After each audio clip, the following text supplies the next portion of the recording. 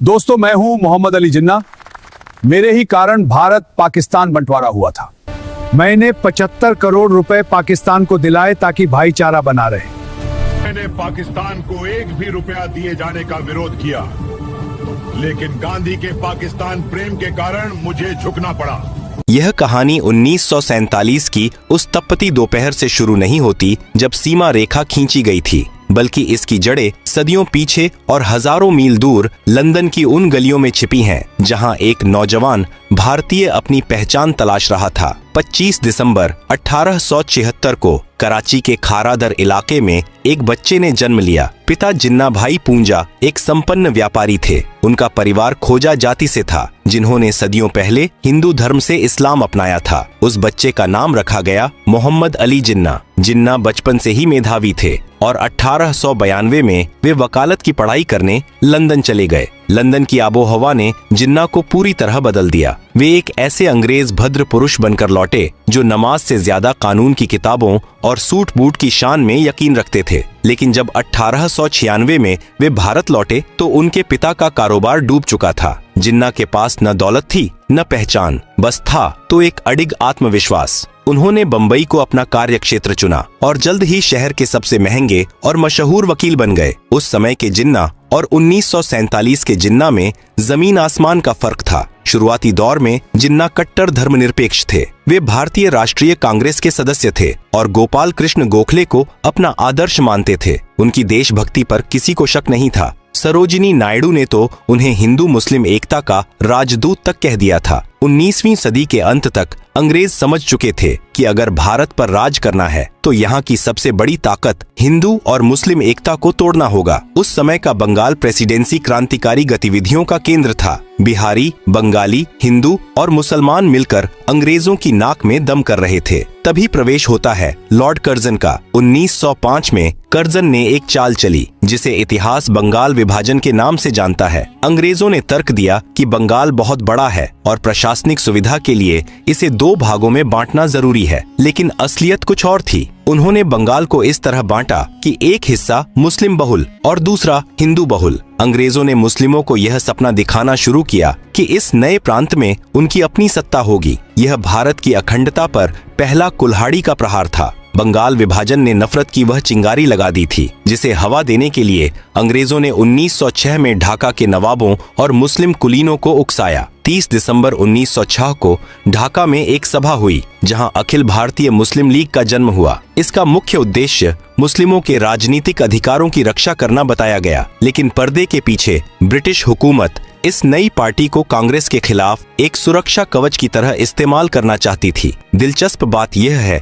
कि उस समय जिन्ना मुस्लिम लीग के सख्त खिलाफ थे। उन्होंने लीग की सांप्रदायिक राजनीति की आलोचना की और कांग्रेस के मंच से एक राष्ट्र की बात की। इतिहास सिर्फ तारीखों का खेल नहीं है, यह इंसानी अहंकार की भी कहानी है। जिन्ना वकालत की दुनिया में नेहरू और पटेल से वरिष्ठ थे। वे एक सफल और स्वाभिमानी वकील थे। दूसरी ओर जवाहरलाल नेहरू एक प्रभावशाली और अमीर परिवार से ताल्लुक रखते थे। इन नेताओं के बीच विचारों का ही नहीं बल्कि व्यक्तित्व का भी टकराव था। जिन्ना को लगता था कि कांग्रेस में उनकी उपेक्षा हो रही है, जबकि नेहरू और पटेल की लोकप्रियता गांधी जी के सानिध्य में तेजी से बढ़ रही थी। 1909 के सुधारों के जरिए अंग्रेजों ने मुस्लिमों को पृथक निर्वाचन का अधिकार दे दिया, यानी मुस्लिम सीटों पर सिर्फ मुस्लिम उम्मीदवार खड़े होंगे और सिर्फ मुस्लिम ही वोट देंगे। यह वह दौर था जब भारत की राजनीतिक जमीन पर हम और वे की दीवार खड़ी की जा रही थी। जिन्ना अभी भी एकता के सूत्र में बंधे थे, लेकिन मंच तैयार हो चुका था एक ऐसे नाटक के लिए जिसका अंत करोड़ों लोगों के खून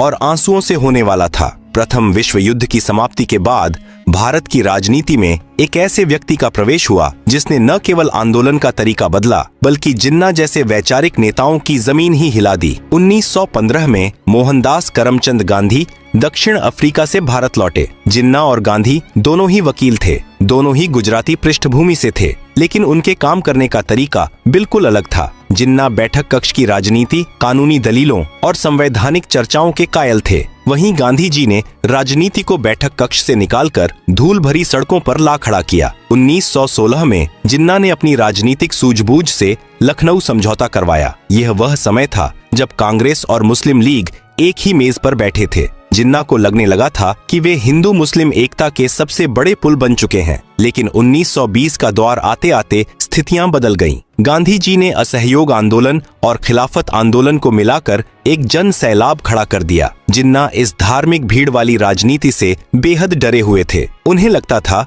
कि सड़कों पर उतरी भीड़ लोकतंत्र के लिए नहीं बल्कि अराजकता के लिए है। इसी वैचारिक मतभेद के कारण 1920 में जिन्ना ने कांग्रेस से इस्तीफा दे दिया। यह भारतीय इतिहास का वह मोड़ था जहां से रास्ते हमेशा के लिए अलग हो गए। कांग्रेस छोड़ने के बाद जिन्ना राजनीति में हाशिए पर चले गए। उन्हें लगा कि गांधी की आंधी में उनकी दलीलें खो गई हैं। हताश होकर वे लंदन चले गए और वहीं अपनी वकालत करने लगे। लेकिन भारत में मुस्लिम लीग का भविष्य धुंधला रहा था। 1930 के दशक में अल्लामा इकबाल और लियाकत अली खान जैसे नेताओं ने जिन्ना को वापस आने के लिए मनाया। जिन्ना को समझ आ गया था कि भारत की भावी राजनीति में अगर अपना वजूद बचाना है तो उन्हें मुस्लिमों का एकमात्र प्रवक्ता बनना ही होगा। वे भारत लौटे, लेकिन इस बार उनके हाथ में सुलह की चिट्ठी नहीं बल्कि पृथक पहचान का झंडा था। 1935 के भारत सरकार अधिनियम के बाद 1937 में प्रांतीय चुनाव हुए। ये चुनाव भारत के इतिहास में निर्णायक मोड़ साबित हुए। कांग्रेस ने जबरदस्त जीत हासिल की,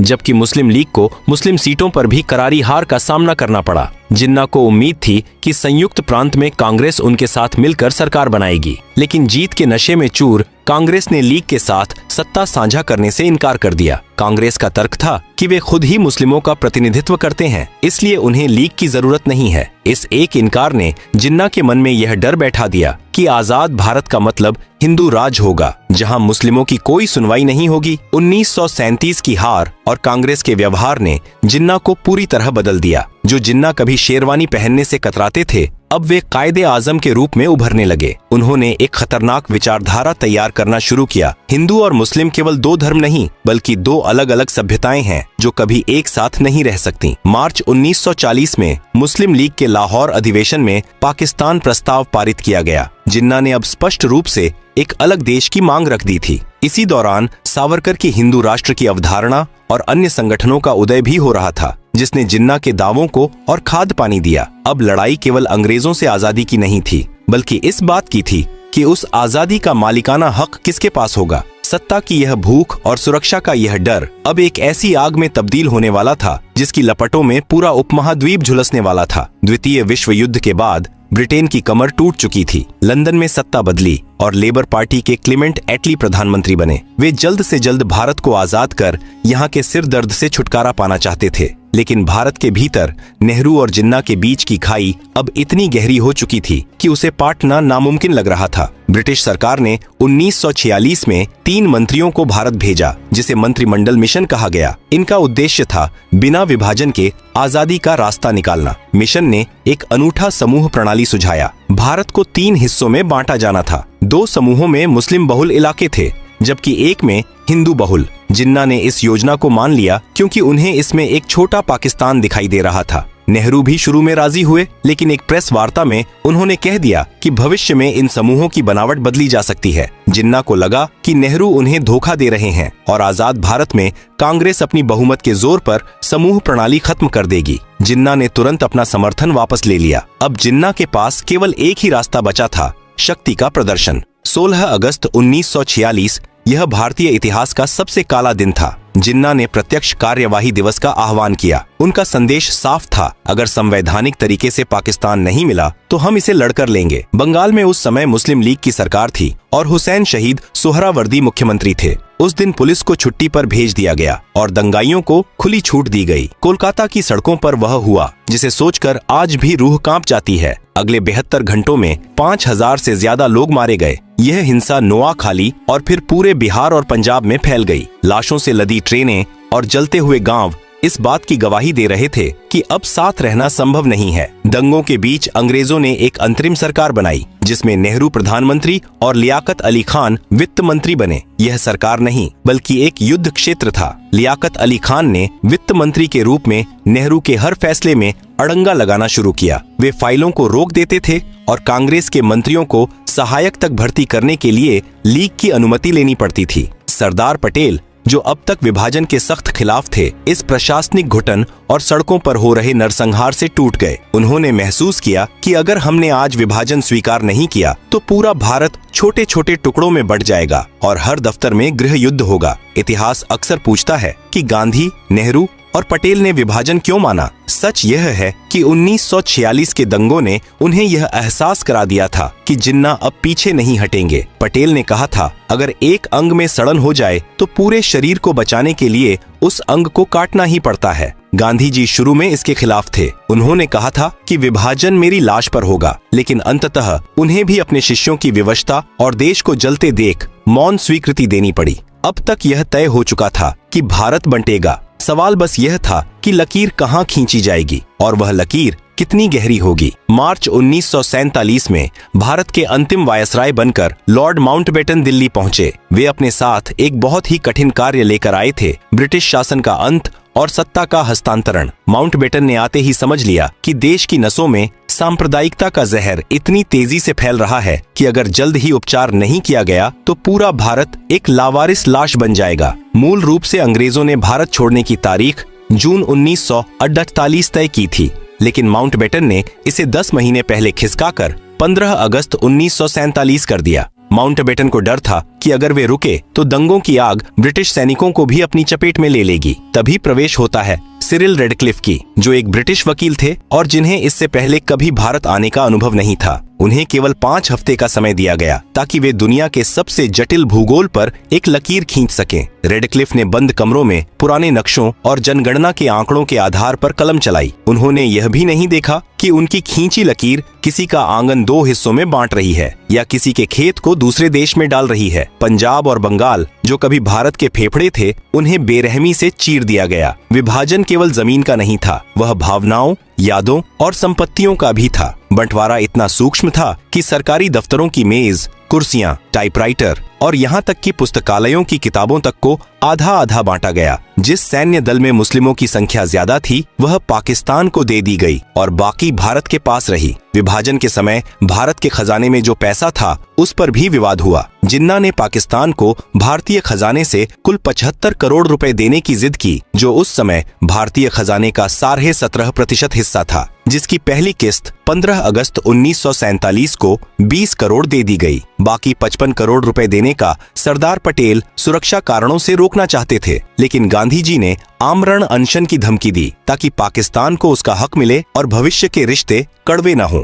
अंततः गांधी जी के दबाव में वह राशि पाकिस्तान को दी गई, लेकिन रिश्तों में आई वह खटास आज तक नहीं मिटी। 14 अगस्त की रात पाकिस्तान वजूद में आया और 15 अगस्त को भारत ने अपनी आजादी का जश्न मनाया। लेकिन विडंबना देखिए, जिस दिन करोड़ों लोग आजाद हुए उन्हें यह तक नहीं पता था कि वे किस देश के नागरिक हैं। रेडक्लिफ ने अपनी सीमा रेखा की घोषणा 15 अगस्त को नहीं बल्कि 17 अगस्त को की थी। 2 दिनों तक पंजाब और बंगाल के सीमावर्ती इलाकों में लोग इस खौफ में रहे कि उनका घर लकीर के इस पार है या उस पार। जब लकीर खींची तो वह किसी घाव की तरह थी। रातों रात दोस्त दुश्मन बन गए। जो पड़ोसी कल तक एक दूसरे के सुख दुख के साथी थे, वे अब एक दूसरे के खून के प्यासे हो गए। विभाजन के बाद जो मंजर देखा गया वह मानवीय इतिहास की सबसे बड़ी त्रासदी थी। लगभग 1.5 करोड़ लोगों को अपना घर, अपनी जड़ें और अपनी पहचान छोड़कर भागना पड़ा। सड़कों पर मीलों लंबी कतारें थीं, हाथों में थोड़ा सा सामान और आंखों में अनजाना डर। सबसे खौफनाक मंजर था उन शरणार्थी ट्रेनों का। ट्रेनें जब स्टेशन पर रुकती थीं तो वे यात्रियों से नहीं बल्कि लाशों से भरी होती थीं। डिब्बों पर खून से लिखा होता था, पाकिस्तान भारत को तोहफा। महिलाओं के साथ जो बर्बरता हुई वह शब्दों में बयान करना असंभव है। लगभग 10 से 20 लाख लोग इस नफरत की भेंट चढ़ गए। किसी ने अपना बेटा खोया, किसी ने माँ, तो किसी ने अपनी पूरी विरासत। जिन्ना ने वह पाकिस्तान तो पा लिया जिसके लिए उन्होंने अपनी पूरी राजनीतिक पूंजी लगा दी थी, लेकिन नियति ने उनके पास समय नहीं छोड़ा। जिन्ना को लंबे समय से राज्यक्षमा थी जिसे उन्होंने छिपा कर रखा था। उन्हें डर था कि अगर कांग्रेस या अंग्रेजों को उनकी बीमारी का पता चल गया तो वे पाकिस्तान बनने का इंतजार करेंगे और उनकी मृत्यु के बाद योजना ठंडे बस्ते में चली जाएगी। विभाजन के महज 1 साल बाद 11 सितंबर 1948 को जिन्ना की मृत्यु हो गई। जिस देश को उन्होंने 2 राष्ट्रों के सिद्धांत पर बनाया था वह उनके जाने के बाद ही अस्थिरता और संघर्षों के भंवर में फंस गया। उनके बाद के नेतृत्व ने उस धर्मनिरपेक्ष पाकिस्तान की छवि को पूरी तरह मिटा दिया, जिसकी बात जिन्ना ने अपने शुरुआती भाषणों में की थी। आज 77 साल बीत चुके हैं, लेकिन 1947 का वह घाव आज भी हरा है। नेहरू और पटेल की विवशता, जिन्ना की जिद्द और अंग्रेजों की चालाकी ने मिलकर एक ऐसा नक्शा तैयार किया जिसने न केवल जमीन को बांटा बल्कि दिलों के बीच भी कंटीली तारें खींच दी। विभाजन केवल एक राजनीतिक फैसला नहीं था, बल्कि एक प्रशासनिक और मानवीय विफलता थी, एक ऐसी जल्दबाजी जिसने करोड़ों लोगों को शरणार्थी बना दिया। आज जब हम आजादी की खुशियां मनाते हैं तो हमें उन गुमनाम चीखों को भी याद रखना चाहिए जिन्होंने उस आजादी की बहुत भारी कीमत चुकाई थी। विभाजन का इतिहास हमें सिखाता है कि जब राजनीति धर्म और अहंकार के चश्मे से देखी जाती है तो नक्शे तो बन जाते हैं, लेकिन इंसानियत हार जाती है। आज के लिए बस इतना ही, मिलते हैं बहुत जल्द। जय हिंद, जय भारत।